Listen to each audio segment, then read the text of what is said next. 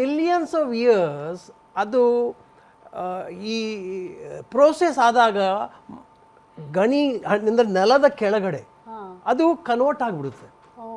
That is called ಈಗ ತಾಮ್ರ ಆಗಲಿ ಅಥವಾ ಕಲ್ಲಿದ್ದಲಾಗಲಿ ಇದೆಲ್ಲ ಪ್ರೋಸೆಸ್ ಆಗೋದು ಕೆಳಗಡೆ, ನೆಲದ ಕೆಳಗಡೆ.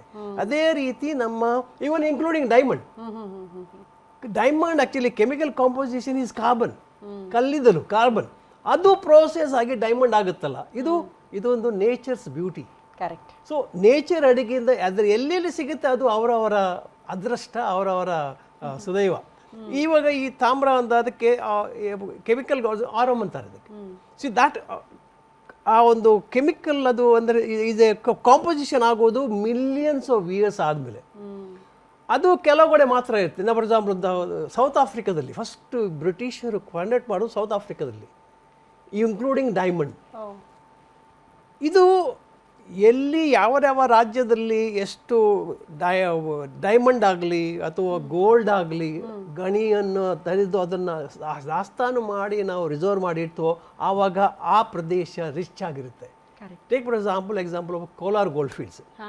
ಕೋಲಾರ್ ಫೀಲ್ಡ್ಸ್ ಬ್ರಿಟಿಷರು ಫೈಂಡ್ ಮಾಡಿದಾಗ ಆ ಏರಿಯಾ ಎಷ್ಟೊಂದು ಬೆಳೆದು ಹೋಗಿತ್ತು. ಹೌದು, ಜನಗಳು ಎಷ್ಟೊಂದು ಕೈಯಲ್ಲಿ ಕಾಸಿತ್ತು, ಓಡಾಟ ಮಾಡೋದು ಎಲ್ಲ. ಸಿ ದಟ್ ವಾಸ್ ಇವಾಗ it is become a desert. ಹೌದು, KGF ಇಸ್ ಬಿಕಮ್ ಡೆಸರ್ಟ್. ಈಗ KGF ಮೂವಿನಲ್ಲಿ ಅಂದ್ರೆ ಗೂಟಾಯಿ ಸಂಬಂಧಿದೆ.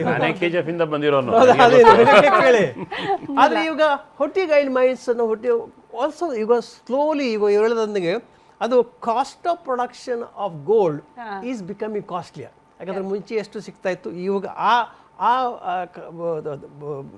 ರಾ ಮೆಟೀರಿಯಲ್ನಿಂದ ಎಷ್ಟು ಎಕ್ಸ್ಟ್ರಾಕ್ಟ್ ಮಾಡ್ಬೋದು ಅಂದರೆ cost of extraction of gold from that kind of ಇದು is very high cost.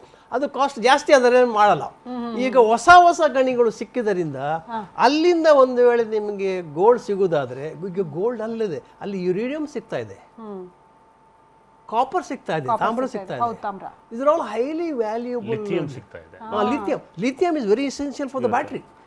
Lithium batteries. ಈಗ ಈಗ ಏನು ನೀವು ಎಲೆಕ್ಟ್ರಿಕ್ ವೆಹಿಕಲ್ ಇರ್ತಿಲ್ಲ ಅದರ ಬ್ಯಾಟ್ರಿ ಲಿಥಿಯಂ ಬ್ಯಾಟ್ರಿಗೆ ಆ ಲಿಥಿಯಂ ಇಂದ ಸಿಗೋದಾದ್ರೆ ನಮ್ಮ ಎಲೆಕ್ಟ್ರಿಕಲ್ ವೆಹಿಕಲ್ಸ್ ಜಾಸ್ತಿ ಆಗುತ್ತೆ, ಬ್ಯಾಟ್ರಿ ಮ್ಯಾನುಫ್ಯಾಕ್ಚರ್ ಜಾಸ್ತಿ ಆಗುತ್ತೆ. ಸೊ ಈ ಗಣಿ ನಾವು ಮಾಡುವಾಗ ಅದರ ಗಣಿ ಕೆಳಗಡೆ ಸಮುದ್ರ ನಮ್ಮ ಭೂಮಾತದ ಕೆಳಗಡೆ ಏನೆಲ್ಲ ಸಿಗುತ್ತೆ ಅಂತ ಗೊತ್ತಾದರೆ, ಆ ಶೋಧನೆಯಲ್ಲಿ ಸಕ್ಸಸ್ಫುಲ್ ಆದರೆ ನಮ್ಮ ಕರ್ನಾಟಕ ರಾಜ್ಯ ಅಂತ ನಂಬರ್ 1 ಆಗಲಿಕ್ಕೆ ಅಲ್ವಾ? ನಾವು ಯಾವಾಗ್ಲೂ ಕೂಡ ಸಂಪನ್ಮೂಲ ಭರಿತ ರಾಜ್ಯ ಅಂತ ನಮ್ಮ ಕರ್ನಾಟಕವನ್ನ ಕರಿತೀವಿ ಸರ್. ಬಟ್ ಈಗ ಇತ್ತೀಚೆಗೆ ಚಿನ್ನದ ವಿಚಾರಕ್ಕೆ ಸಂಬಂಧಪಟ್ಟಂತೆ ಹೆಂಗಿತ್ತು ಅಂದ್ರೆ, ಚಿನ್ನದ ರೇಟ್ ಯಾಕೆ ಜಾಸ್ತಿ ಆಗ್ತಿದೆ ಅಂದ್ರೆ ಬೇರೆ ದೇಶಗಳಿಂದ ಅದನ್ನ ಆಮದು ಮಾಡ್ಕೊಳ್ತಾರೆ, ಅದರ ಮೇಲಿನ ಟ್ಯಾಕ್ಸು ಇದೆಲ್ಲ ಕಟ್ಟಿ ಜಾಸ್ತಿ ಆಗ್ತಾ ಇದೆ ಅದರ ರೇಟ್ ಅಂತ. ಬಟ್ ಇಲ್ಲೇ ಸಿಕ್ಕಾಗ ಅದನ್ನ ಹೆಂಗೆ ಸರ್, ಅದನ್ನ ಹೆಂಗೆ ಕನ್ವರ್ಟ್ ಆಗಿ ಜನರ ಕೈಗೆ ಸಿಗೋ ತನಕ ಪ್ರೋಸೆಸ್ ಹೆಂಗಿರುತ್ತೆ ರವಿಕುಮಾರ್ ಸರ್? ಅಲ್ಲಿ ಸ್ವಲ್ಪ ರೇಟ್ ಕಡಿಮೆ ಆಗುತ್ತೆ ಅಂತ ನೋಡಿ. ಮುಂಚೆ ಚಿನ್ನ ಬಂದು ರಿವರ್ ಬೆಡ್ ಎಲ್ಲ ಸಿಗ್ತಾ ಇತ್ತು, ಪ್ಯಾನಿಂಗ್ ಅಂತ ಮಾಡ್ತಾ ಇದ್ರದ್ದು. ಮತ್ತೆ ಎವಲ್ಯೂಷನ್ ಆಫ್ ಮೈನಿಂಗ್ ಏನಾಯಿತು ಅಂದರೆ, ಆಮೇಲೆ ಎಷ್ಟೋ ಟೆಕ್ನಾಲಜೀಸ್ ಬಂತು, ಆಮೇಲೆ ರಾಕ್ ಬ್ಲಾಸ್ಟಿಂಗ್ ಟೆಕ್ನಾಲಜೀಸ್ ಬಂತು. ಇವತ್ತಿನ ಟೆಕ್ನಾಲಜಿ ಆರ್ಟಿಫಿಷಿಯಲ್ ಇಂಟೆಲಿಜೆನ್ಸ್ ಇದೆ, ಡ್ರೋನ್ಸ್ ಯೂಸ್ ಮಾಡ್ತಾರೆ ಡೀಪ್ ಕೇವ್ಸಲ್ಲಿ ಹೋಗೋದಕ್ಕೆಲ್ಲ. ಇವತ್ತಿನ ಟೆಕ್ನಾಲಜಿ ಇನ್ನೂ ತುಂಬ ಚೆನ್ನಾಗಿದೆ. ಇವತ್ತಿನ ಟೆಕ್ನಾಲಜಿನಲ್ಲಿ ನಮಗೆ ಮಿನಿಮಮ್ ಎಫರ್ಟ್ ಮ್ಯಾಕ್ಸಿಮಮ್ ಗೈನ್ ಅನ್ನೋ ಥರ ಒಂದು ಪ್ರೊಸೀಜರ್ ಇದೆ ಇವತ್ತು.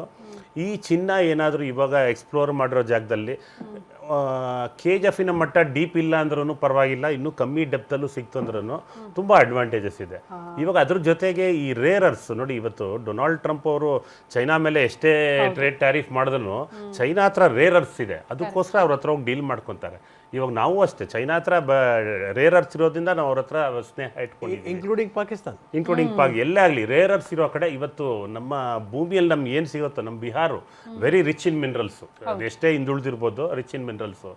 ಈ ರೀತಿಯಲ್ಲಿ ನಮಗೆ ಚಿನ್ನ ಜೊತೆ ಲಿಥಿಯಂ ಸಿಕ್ತು ಅಂದರೆ ಇವತ್ತು ಒಂದು EV ಕಾರ್ಗೆ ಇಂಪಾರ್ಟೆಂಟ್ ಇರೋದು ಲೈಫ್ ಬ್ಯಾಟ್ರಿನೇ. ಅದಕ್ಕೆ ಆ ಬ್ಯಾಟ್ರಿಗೆ ಬೇಕಾರೋದು ಲಿಥಿಯಂ ಏನಾದರೂ ನಮ್ಮ ಜೊತೆಗೆ ಚಿನ್ನದ ಜೊತೆಯಲ್ಲಿ ಬೇಕಾದಷ್ಟು ಸಿಕ್ತು ಅಂದರೆ ಚಿನ್ನನೂ ಹಿಂದೆ ಹೋಗುತ್ತೆ, ಲಿಥಿಯಂ ಮುಂದೆ ಬರುತ್ತೆ.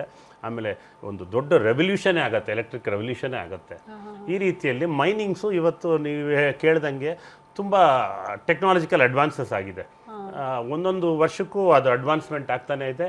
ಇವತ್ತಿರೋ ಒಂದು ಅಡ್ವಾನ್ಸ್ಮೆಂಟಲ್ಲಿ ಏನಾದರೂ ನಮ್ಮ ಸರ್ಕಾರ ಯೂಸ್ ಮಾಡಿ ಅದನ್ನು ಲೇಟೆಸ್ಟ್ ಟೆಕ್ನಾಲಜಿ ಇತ್ತು ಅಂತಂದರೆ ನಮಗೆ ಮ್ಯಾಕ್ಸಿಮಮ್ ಬೆನಿಫಿಟ್ ಇದೆ. ನಮ್ಮ ಕರ್ನಾಟಕ ಎಲ್ಲೋ ಹೋಗ್ಬಿಡುತ್ತೆ. ಓಕೆ, ಅಂದರೆ ಜೇಕಬ್ ಸರ್, ಈಗ ಪ್ರಶ್ನೆ ಇರೋದು ರವಿಕುಮಾರ್ ಸರ್ ಹೇಳ್ದಂಗೆ ಹೊಸ ಟೆಕ್ನಾಲಜಿಗಳು ಬಂದಿದೆ, ಅದನ್ನ ಇಂಪ್ಲಿಮೆಂಟ್ ಮಾಡಿ ಏನಾದರೂ ವರ್ಕ್ಗಳಾದರೆ ಬೇಗ ತ್ವರಿತಗತಿಯಲ್ಲಿ ಈ ಕೆಲಸ ಮುಗಿದು ಹೋಗುತ್ತೆ ಅಂತ.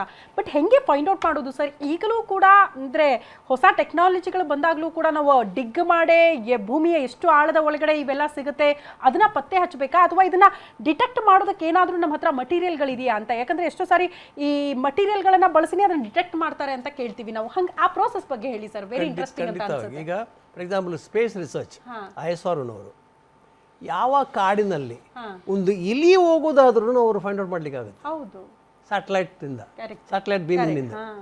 ಸೊ ಅದೇ ಥರ ಅಂಡರ್ ದ ಅರ್ತ್ ಎಷ್ಟು ಆಳದ ಒಳಗಡೆ ಏನೆಲ್ಲ ಇರಬಹುದು ಅಂತ ಕೂಡ ನಮ್ಮ ಹತ್ರ ಟೆಕ್ನಾಲಜಿ ಇದೆ. ಈ ಟೆಕ್ನಾಲಜಿ ಯೂಸ್ ಮಾಡಿ, ಅಂದರೆ ಇಲ್ಲದೆ ಅದು ಹೆಂಗೆ ಗೊತ್ತಾಗುತ್ತೆ ಇಷ್ಟು ಆಳದಲ್ಲಿ ಇಷ್ಟು ಟನ್ಸು ಇಷ್ಟೊಂದು ಕಲ್ಲಿದ್ದಲು ಇದೆ, ಇಷ್ಟೊಂದು ತಾಮ್ರ ಇದೆ, ಇಷ್ಟೊಂದು ಯುರೇನಿಯಂ ಇದೆ, ಇಷ್ಟೊಂದು ಹೆಂಗೆ ಗೊತ್ತಾಗುತ್ತೆ? Because of the technology. It is not the only AI and ML and artificial intelligence ಅಥವಾ ಈ IoT ಮಾತ್ರ ಅಲ್ಲ. ನಮ್ಮ machines technology finding out also has been increased after space research. So ಈ ಟೆಕ್ನಾಲಜಿಯಿಂದ ಎಷ್ಟು ಆಳದಲ್ಲಿ ಎಷ್ಟು ಟನ್ಸ್ ಆ ಮೆಟೀರಿಯಲ್ ಇದೆ ಅಂದ್ಬಿಟ್ಟು ಕೂಡ ಫೈಂಡ್ ಔಟ್ ಮಾಡ್ಲಿಕ್ಕೆ ಚಾನ್ಸ್ ಇದೆ. ಆದ್ದರಿಂದ ಅವರು ಈಗ ಪಬ್ಲಿಷ್ ಮಾಡಿರೋದು. ಈಗ ಚಾಲೆಂಜ್ ಏನು, ಅದನ್ನು ಎಕ್ಸ್ಟ್ರಾಕ್ಟ್ ಮಾಡೋದು. ಹೌದು, ಎಷ್ಟರ ತನಕ ಎಕ್ಸ್ಟ್ರಾಕ್ಟ್ ಮಾಡಿಬಿಟ್ಟು ಪ್ಯೂರಿಫೈ ಮಾಡಿಬಿಟ್ಟು ಗೋಲ್ಡನ್ನು ಕನ್ವರ್ಟ್ ಮಾಡೋದು ಅದೊಂದು ಚಾಲೆಂಜ್. ಇವಾಗ ಅದೊಂದು ಗೊತ್ತಾದರೆ ನಮ್ಮ ಕರ್ನಾಟಕ ರಾಜ್ಯ ಅಂತೂ ಖಂಡಿತವಾಗಿ ಬೆಳೆಯುತ್ತೆ. ಆಮೇಲೆ ನಮ್ಮ ಇಡೀ ಇಂಡಿಯಾದ್ದು ಇಡೀ ರಿಸೋರ್ಸ್, ಈಗ RBIನಲ್ಲಿ ಏನು ಎಷ್ಟು ಗೋಲ್ಡ್ ತಯಾರು ಮಾಡಿ ಇಟ್ಟಿದಾರಲ್ಲ, ಅದು ಬೇಕಾದಾಗ ಮಾತ್ರ ರಿಲೀಸ್ ಮಾಡ್ತಾರೆ. ಯಾಕಂದರೆ ಯಾವಾಗ ಗೋಲ್ಡ್ ರೇಟ್ ಹೈಯೆಸ್ಟ್ ಹೋಗುತ್ತೋ ಆವಾಗ RBIನಿಂದ ರಿಲೀಸ್ ಮಾಡ್ತಾರೆ. ಸೊ ಆವಾಗ ರೇಟ್ ಕಮ್ಮಿ ಆಗುತ್ತೆ. ಅದೇ ರೀತಿ ಈಗ ಡಾಲರ್ ಪ್ರೈಸ್ ಕೂಡ ನಮ್ಮ ರುಪಿ ವ್ಯಾಲ್ಯೂ ಕಮ್ಮಿ ಆದಾಗ ಕೂಡ ಅದೇ ರೀತಿ ಮಾಡ್ತಾರೆ. So in order to maintain the balance of the economy we should have the reserves. Reserves is what in terms of gold. ನಮ್ಮ ರಿಸರ್ವ್ಸ್ ಅಲ್ಲಿ ನೋಡಿ, ನಮ್ಮ ಪ್ರಪಂಚ ಎಲ್ಲ ಅವರ ಟ್ರೆಜರಿನಲ್ಲಿ ಗೋಲ್ಡ್ ಇದೆ. ಹೌದು, ನಮ್ಮ ಟ್ರೆಜರಿ ನಮ್ಮ ಜನ. ಇಲ್ಲಿರೋ ಜನ ಏನಾದರೂ ಕಾಂಟ್ರಿಬ್ಯೂಟ್ ಮಾಡ್ತು ಅಂದರೆ ಅಮೆರಿಕ ಅಲ್ಲ ಎಂತ ಇಡೀ ಪ್ರಪಂಚನೇ ನಾವು ಕೊಂಡ್ಕೊಬೋದು, ಅಷ್ಟು ಚಿನ್ನ ನಮ್ಮಲ್ಲಿದೆ. We are proud of that. ನಮ್ಮ ಇನ್ವೆಸ್ಟ್ಮೆಂಟ್ಸು, ನಮ್ಮ ಹಿರಿಯರು ಏನೇನು ಮಾಡಿದ ಡಿಸಿಷನ್ಸು ಎಲ್ಲ ತುಂಬ ರೈಟ್ ಇದೆ. ಚಿನ್ನ ಇವತ್ತು ಅನ್ಪ್ರೊಡಕ್ಟಿವ್ ಅಂತ ಇದ್ರು ತುಂಬ ಕಾಲದಲ್ಲಿ. ಇವತ್ತು ವೆರಿ ವೆರಿ ಪ್ರೊಡಕ್ಟಿವು. ಇವತ್ತು ಹೆಡ್ಜ್ ಅಗೇನ್ಸ್ಟ್ ಇನ್ಫ್ಲೇಷನ್. ಇವತ್ತು ನಮಗೆ ಪ್ರಪಂಚದಲ್ಲಿ ಏನೇ ಆಗಲಿ, ಎಲ್ಲೇ ರಿಸೆಷನ್ ಆಗಲಿ, ನಾವು ಸರ್ವೈವ್ ಆಗ್ತೀವಿ. ನಮ್ಮ ಚಿನ್ನದಲ್ಲೇ ನಾವು ಸರ್ವೈವ್ ಆಗ್ತೀವಿ.